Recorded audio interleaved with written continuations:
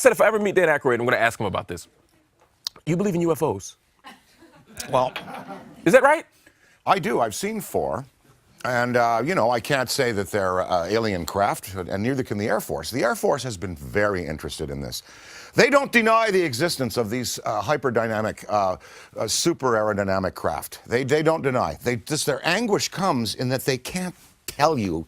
They want to tell you everything but that they're extraterrestrial. Any excuse at all, even that they're unknown or unsolved. But the Air Force cannot just come out and admit that there are extraterrestrial beings far in advance of our culture that have built these machines. Bruce Maccabee has a book out right now. It's called The UFO-CIA Connection.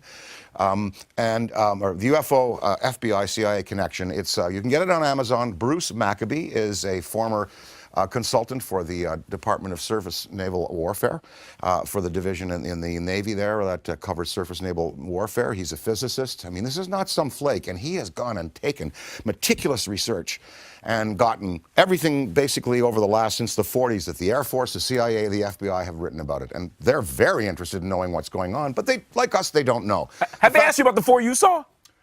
I didn't discuss with Bruce that, but they were definitely, well, there was one, 2 specifically were definite aerial constructs of some kind with one of them with a light and one of them dull gray. And they were structures, and one of them going very slow, one of them hovering over me, and then there were the 2 that my wife and friends and I saw a high altitude sighting many years ago in Martha's Vineyard. 2 flying side by side. They were about 100,000 feet up, and they were going fast.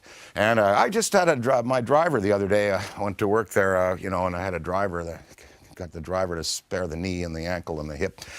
And he said he was in the SAC command, and he was up in Newfoundland. And one night they were in the hole there where the guys would come in, and he was a cook down in there, and he would cook for the SAC crews, and they'd come in and change their shift. And one day they were all gathered around the radar screen, and this thing was going 70,000 miles an hour and doing whip turns like this.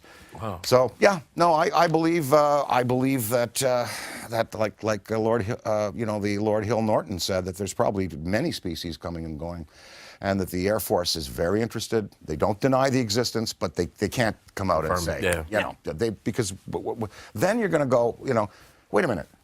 The parish priest, the cop on the beat, the president, you don't got the power. Right. They've got the power. They got the power. Right up there. The one with that black shit, the triangle, the delta, look at it, you know, I want to talk to them.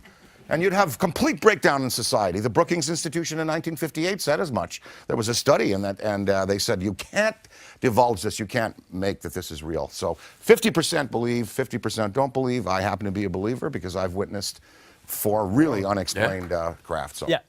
Well, there's some applause out there. He agrees. Maybe he saw something. Maybe.